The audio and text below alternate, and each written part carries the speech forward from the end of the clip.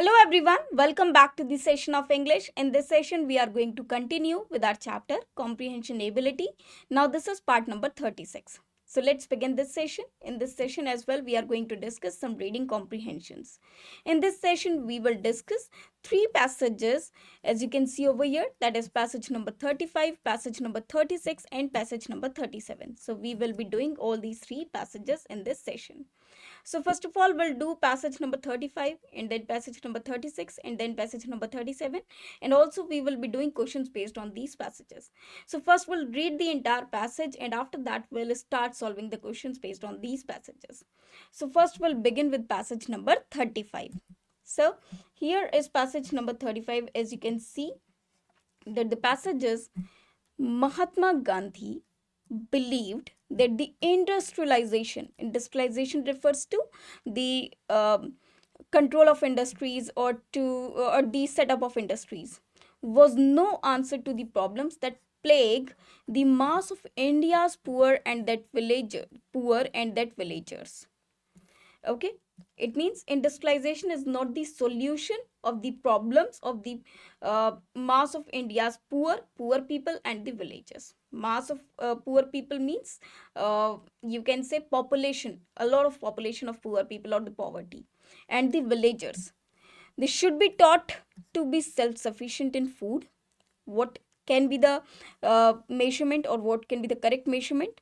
That they should be taught to be self-sufficient in food. It means like the villagers, they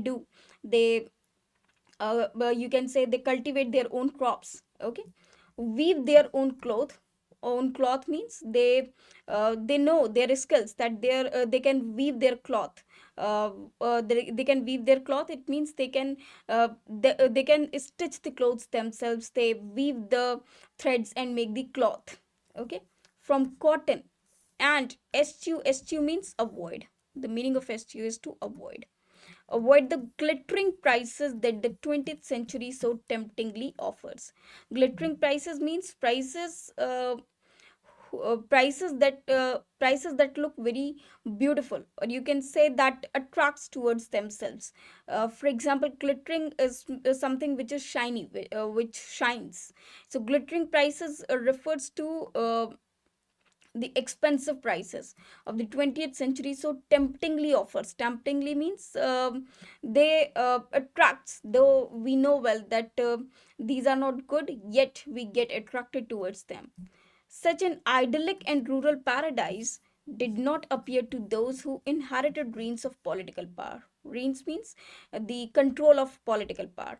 So these it means the villagers or the rural areas. They have compared the rural areas to the urban areas, because rural areas, though they lack in the you can say the modernization, yet they are better because they have their own paradise. They are not dependent on anyone. They can do everything themselves. They do not just give money. Though being poor as well, they can survive easily. Mahatma Gandhi's view opposed industrialization of villagers because it would take the skill of the villagers. Okay, it would undermine self sufficiency and destroy the beauty of life of the villagers. It would help the poor and not the rich. It would affect the culture of the Indians. Now, if we see the industrialization, as you can see in the first line, believe that industrialization was no answer to the problems that plague the mass of India's poor, and the villagers should be taught to be self sufficient in food, weave their own cloth from the cotton, and eschew the glittering prices of the 20th century so temptingly offers. So he's trying to say that it would undermine self-sufficiency and destroy the beauty of the life of the villager, because villagers, they are self-sufficient in food, they weave their own cloth, and they should avoid the glittering prices of the 20th century so temptingly offers. So they are very skilled and they should maintain it. So here the correct answer should be B. Okay, so B will be the correct answer. Now, the meaning of the glittering prices that 20th century so temptingly offers is, so they are asking about the meaning of this line.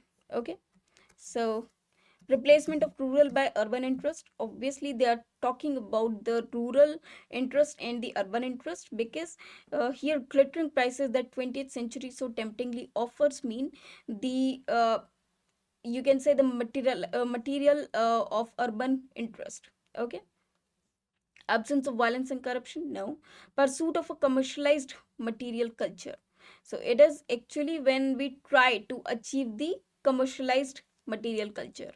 And both A and C, according to the situation here, A and C both are suitable, therefore D will be the correct answer. So D is the correct answer. As you can see, uh, first of all, by this line they want to he wants to say that eschew the glittering. Eschew means avoid. So what should be avoided? The replacement of rural by the urban interests. Okay, so the interest should not be replaced. And also because if the villagers, they also feel the taste of urbans are good, so they will change themselves according to them, and that will destroy the beauty of villages. Okay, so pursuit of a commercialized material culture, because they can make everything on their own. So if they will be attracted towards commercialized material nature, commercialized material culture, or that material, the purity will be vitiated. So here answer will be D. Now the next question is, the basis of an idyllic and rural paradise is self-sufficiency in food and clothes and simplicity of lifestyle, supporting those holding power political positions, rapid industrialization of villages, bringing to the villages the glittering prices of the 20th century. The basis of an idyllic and rural paradise is self-sufficiency in food and clothes. Okay, so it should be A. Very simple. As you can say, what is the rural paradise? Paradise is actually that they know how to be self-sufficient in food, weave their own cloth, so they are not dependent on others. They can do everything on their own, so they are not dependent on others as the urban people are. Okay, so here A will be the correct answer.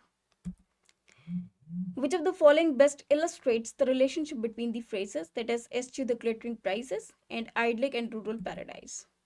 The meaning of first is directly opposite to second. First and second are identical in meaning. Uh, Identical means same. First and second means these two phrases: eschew the glittering prices and idyllic and rural paradise. First of all, you must have second uh, in order to have first. Okay, it means idyllic and rural paradise. After that, you should eschew the glittering prices, or unless you do first, you cannot have second. I think it should be D, that is, unless you have first, you cannot do second. It means unless you eschew the glittering prices, you will not have the idyllic and rural paradise. Because rural paradise means when we are not dependent on others, that is the lifestyle or the beauty of the villages. Now, here it was a very beautiful paragraph, that is passage number 35. Now we will be doing passage number 36. I hope you understood each and every question of passage number 35. Now we will be doing passage number 36. So let's begin the passage number 36. So here we are.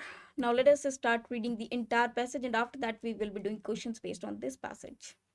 We are tempted to assume that technological process is real progress and that material success is the criterion of civilization. It means material success is the criteria of civilization. It means of being civilized. We are tempted. Tempted means we are forced by mind, or we are forced, though we know that it is not right, yet we are forced to assume that technological process is the real progress, though it is not. If the Eastern people become fascinated by machines and techniques as use them as Western nations do, to build huge industrial organizations and large military establishments, they will get involved in power politics and drift into the danger of death. Now, drift into means when someone uh, is attracted towards another thing of more power, and not he's not in control of doing so. For example, if something flows in the water because of the external force or because of the force of water, and he is not in desire to be flow with that. That means he's drifting into that. Okay, it means when some external force, or the force which is external, it is attracting you towards it, and you are not in uh, control of that, or you are just entering into that part where while you do not want to do so, or you are not in control of that, you are just in control of another thing. That means you are drifting into that. So it is drifting into the danger of death, because if eastern countries they start following western countries or western culture, what will happen? Though western people they are doing, or they are in showing that control because they have initiated the power, but eastern they are just copying. They don't know each and everything about the machines and technology, and um, they will be losing their own control and will be in control of the western countries only. Scientific and technological civilization brings great opportunities and great rewards, but also great risks and temptations. Temptations means those desires which are not good yet attractive. Science and technology are neither good nor bad. Obviously, science and technology they are neither good nor bad. It depends on the usage of science and technology. They are not to be tabooed but tamed and assigned their proper place. It means they are not to be tabooed. It means we should not get in control of them, but tamed and assigned. Tamed means we should in fact control them, because they are not controllable, so we should control them in such a manner and assign them in proper place. It means we should properly utilize science and technology, which we are not doing maybe. They become dangerous only if they become idols. So they become dangerous when? Only if they become idols. It means if we worship science and technology, it will control us. We should not make science and technology control us. In fact, we should control science and technology according to our requirements. Okay. So the gist of this passage is that science and technology they are good as well as bad. You should decide to use or to misuse it. If you enable science and technology control you, you will be ruined. But if you control science and technology according to your requirement, you will become successful. Okay, so it is according to it is the very nice passage, or you can say it is very it it consists of a very nice message that should be implied, sorry, that should be uh, implement. Now let us see what are the questions based on this passage. Okay, so first of all let us start doing the questions. So here we have the question number 1. Science and technology will bring benefits to nobody, only western nations, only eastern countries, all if tamed properly. Tamed means controlled properly.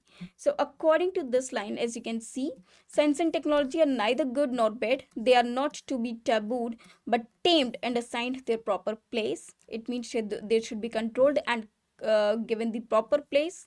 They become dangerous only if they become idols. It means only if we start worshipping them, but we do not have to worship them. In fact, we have to control them according to our requirements.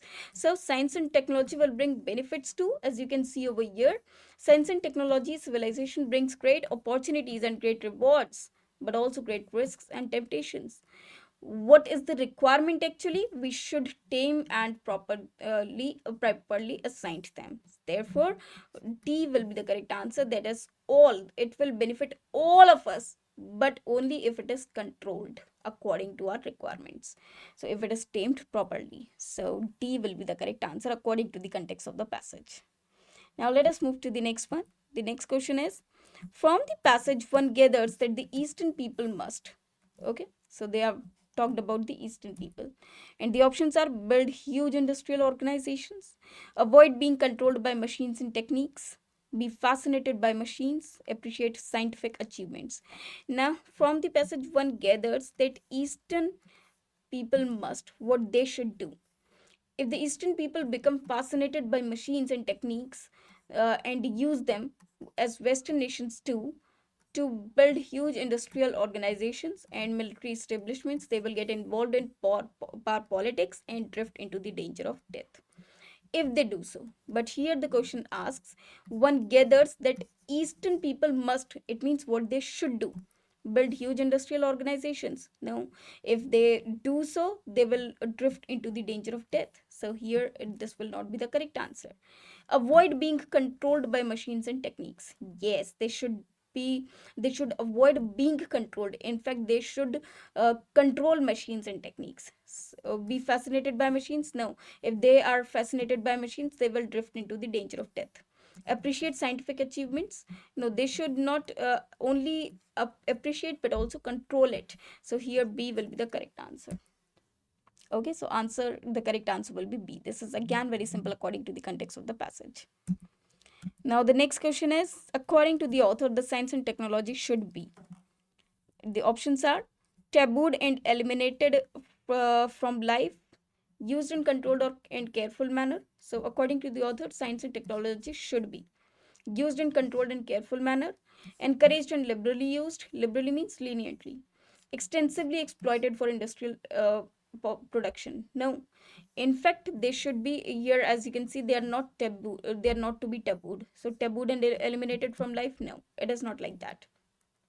It should be tamed and assignment. Assigned means controlled and properly used or properly assigned. So here again B will be the correct answer. Simple. It is very simple again according to the context of the passage, that B is the correct answer. That the science and technology should be used in control and careful manner. Okay, it means according to our requirements. Now the next question is, according to the author, people think that real progress lies in.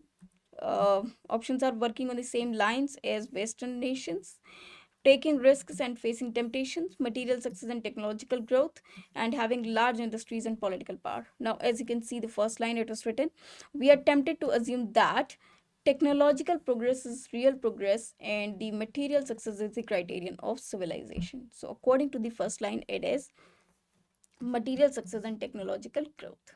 Okay. Technical progress means technological growth. Okay, so here C is the correct answer. Again, it is directly given in the passage first line. Okay, so C will be the correct answer. Now here passage number 36 ends. This is again a very easy passage, and I hope you understood each and every question of the passage. This was very simple. Now we will be doing passage number 37. Okay, so let's begin passage number 37. First of all, we have this question. Oh, sorry, we have this passage, the entire passage. Suppose first we will read this passage, the entire passage. So, in this work of incessant and feverish activity, incessant means annoying. Feverish refers to fever or related to fever when the body temperature is high. But here it means annoying activity. Men have little time to think. Little means there is no time of thinking when a person is doing or try to do some incessant means an activity which is very annoying or irritating, which is instigating or provoking us. Much less to consider ideals and objectives. So he does not care about the things and people, and in this work of incessant means uncontrollable. Yet, how are we to act, even in the present, unless we know which way we are going and what the objectives are? It is only in the peaceful atmosphere of a university that these basic problems can be adequately considered. Okay, it means these type of basic problems, they can be adequately considered only in the peaceful atmosphere or the environment. It is only when the young men and women who are in university today and on whom the burden of life problems will fall tomorrow learn to have clear objectives and standards of values that there is hope for the next generation. The past generation produced some great men, but as a generation it led the world repeatedly to disaster. Two world wars are the price that has been paid for the lack of wisdom, one man's part in the generation. Now, as we have already seen, the two world wars that have already occurred, they have done so many wrong things with this world, that we know very well that those two uh, acts or those two words were not the act of wisdom. It means though they happened, but that was not good. It should not have done. I think that there is always close and intimate relationship between the end we aim and the means adopted to attain it. It means our target and the strategy that we have made to attempt it. For example, you can say the goal or the destiny and the way or the route that we have chosen to uh, get it or chosen to reach it. Even if the end is right but the means are wrong, it means if the destiny is right but the route that we have chosen is wrong, it will vitiate the end. Vitiate means debase or lower the end. It means it will spoil the end or divert us in a wrong direction, or it will divert us in a wrong direction. Suppose, it is just an example, suppose there is a destination. Okay, here you have to reach, but you are taking there is a path which is this, but you are taking this part. Okay, this part, and this has some more paths here. Now what you have done, you have chosen this path to go. Now it will might be, it will divert you somewhere else, and it will not let you go to the destination. It will divert you to another path. So it can happen if you are not choosing the correct path to reach the destination. Ultimately they are trying to say you that if the destination or if your target is something else and the means that you have adopted to reach that particular target is not fine, is not good, or it is wrong, then you must be diverted to somewhere else.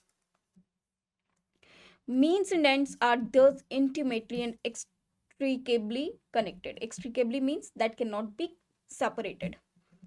That indeed has been the lesson of old,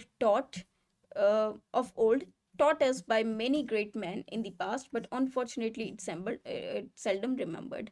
Though many things that have already happened in past and all, there were many great men who taught us this, but seldom it is forgotten. It means no one follows it. Okay. So here the first question according to this passage, I hope you understood the meaning of this passage. This is a deep passage and a very meaningful passage. So now we will be doing questions based on it. So the first question is, people have little time. Little means less time to consider ideals and objectives because they consider these ideals meaningless. They do not want to burden themselves with such ideas. They have no inclination for such things. They are excessively engaged in their routine activities. Now, they are asking about people have little time to consider ideals and objectives because. What is the reason behind this? As you can see, it is written in the first line. As you can see it over here. According to these three lines.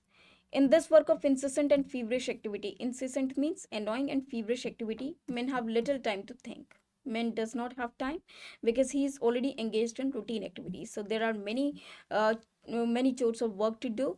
There are many pieces of work to do. He is totally engaged, so he does not have time to think, much less to consider ideals and objectives. Yet how we are we to act even in the present unless we know which way we are going or what our objectives are. Okay, we know we need peaceful atmosphere, though in this work of incessant and feverish activity. Feverish activity means hectic schedule. Okay, so here this feverish activity means hectic schedule. So according to this, the correct answer should be D, that is they are excessively engaged in their routine activities. That is why they have little time to consider ideals and objectives. It means what is right or what is wrong to do. So answer will be D because his schedule is already hectic. Now let us move to the next question, and the next question is, the burden of life's problems in the fourth sentence refers to. So here the options are the incessant and feverish activities. In the fourth sentence they are asking, The burden of family responsibilities, the onerous duties of life. Onerous means difficult, okay, which are very difficult. So he is asking about the burden of life's problems, and the fourth sentence refers to the sorrows and sufferings. Now let us see where this line is written. The fourth sentences. Okay, so the fourth sentence is the burdens of life's problems. Now, as you can see, here it is written the burden of life's problems. Now let us read this sentence. It is only when the young men and women who are in the university today and on whom the burden of life's problems will fall tomorrow. Will fall tomorrow means the coming session, the coming era. It means future. Learn to have clear objects and standards of values. University means in the world. Okay, when the young men and women, it is only when the young men and women who are in the university today and on whom the burden of life problems will fall tomorrow. Burden of life problem means very difficult situations or very difficult problems. Therefore the answer should be, according to the passage or according to the fourth sentence, it should be the onerous duties of life. It means C, that is uh, the onerous duties of life means the burden of life problems is the difficult duties that they have to fulfill tomorrow. Okay, so the next question is, the two world wars are price that men paid due to absence of wisdom and sagacity, his not caring to consider the life's problems, his ignoring the ideals and objectives of life, his excessive involvement in feverish activities.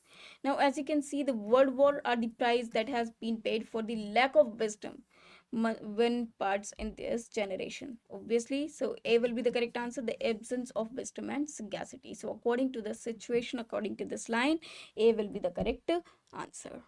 Now, let us move to the next one. And the next question is, now first of all, let us see the next question. The next question is, according to the writer, the adoption of wrong means even for the right end would not let us attain our goal, bring us dishonor, impede our progress, or deflect us from the right path. As you can see, it is written over here. That means an end, even if the end is right but the means are wrong, it will vitiate the end and divert us in a wrong direction. Okay, so obviously it will deflect us from the right path, means it will divert it from us from the right path. So D will be the correct answer according to the context of the passage. Now let us move to the next question. The next question is, now first of all, let us see the next question. And the next question is, the word vitiate used in the second paragraph means, as we have already read this word over here, vitiate. Okay, so they are asked about the um, meaning of this particular word. Vitiate means to lower in the value. Okay, to lower something in the value. Negate or debase, tarnish or destroy. Obviously it will debase it. Okay, so here B will be the correct answer according to the context of the passage. Okay, so here we read these three passages, that is passage number 34, 35, and 36. All three passages were very good, interesting, and meaningful. Also, we did questions based on these three passages. I hope you understood each and every passage and the questions based on this passage. These were very simple passage. You can again read them and try to analyze the meaning of these passages. So I hope you understood this. I hope you liked this entire session, and in the next session as well we are going to discuss some more passages. Now you should practice more and more and try to read the newspapers, because with the help of newspapers and editorials you will be able to solve the reading comprehensions very easily. Thanks to you.